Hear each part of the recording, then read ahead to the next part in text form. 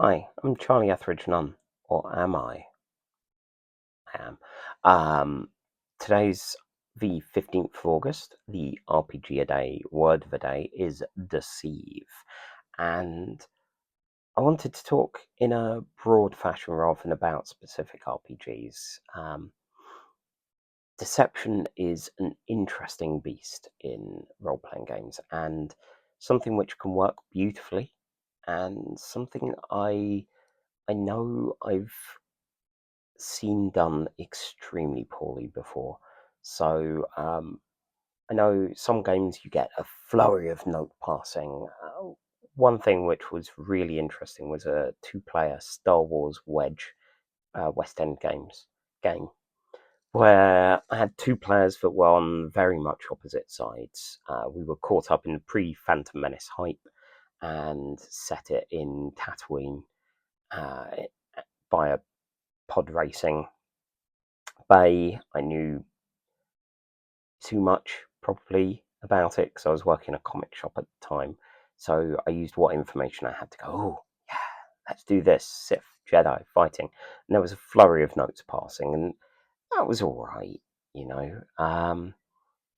But it made for an odd experience. Similarly, of course, Paranoia is full of notes being passed, but when other role playing games, ones where players are in theory on each other's side, um, like any of those sorts of secrets or anything just feel a little too, I don't know, like it slows things down and it gets people on edge. But at the same time, you can always do the right thing of separating player and character knowledge. Now, in this instance, like you could go, oh yeah, I'm making a bad guy, a villainous character, a fraud, anything like that, and lying to the group, but I'm not going to lie to the players because I respect the players. My character may not respect their characters, but I do because I'm a decent human being. And that way it kind of tags them in a bit. So if it's like, I'm secretly evil, ooh, what's going to happen here? The player wouldn't use or shouldn't use meta knowledge to go, oh my god, I'm going to detect evil in your direction. I'm going to do all these things to undermine you. No, no, no. We're after drama here, darlings. We're after messy, messy drama.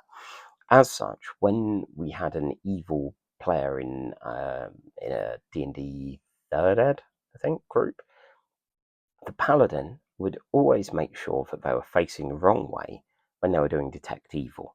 They would make sure that, in our universe, I forget if it's like an aura or anything, but yeah, they'd make sure that somehow events would conspire because we wanted the characters to still keep interacting and being in the same group together.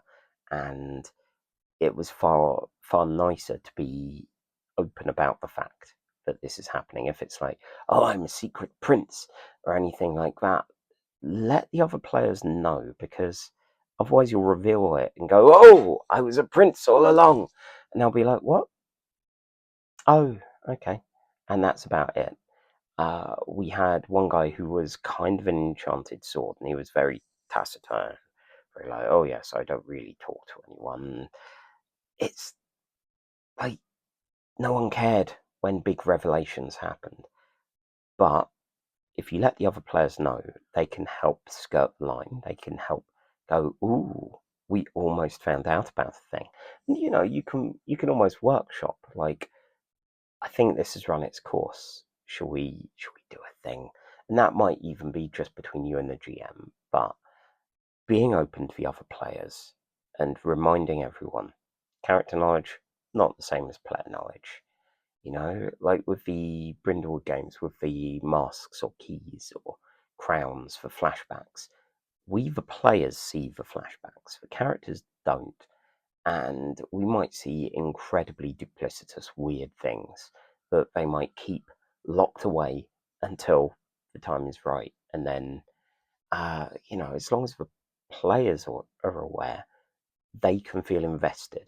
They can feel like they're part of it. Now, obviously, the big thing here is, but what if the player's a dick about it? Don't have dick players. I know some of you feel like you can't have you can't like run a game without dick players, but you know, look after your table and your players, and if someone is going to do something like that, mate, no, come on. Like, we know that this guy's secretly evil. What are you doing? Like, there's no need to be like that. But yeah, personally, I am very good with character secrecy and player honesty. I love it.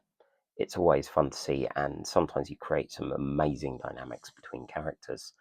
Have you had any dark secrets go really well or really badly for your characters? Let me know below.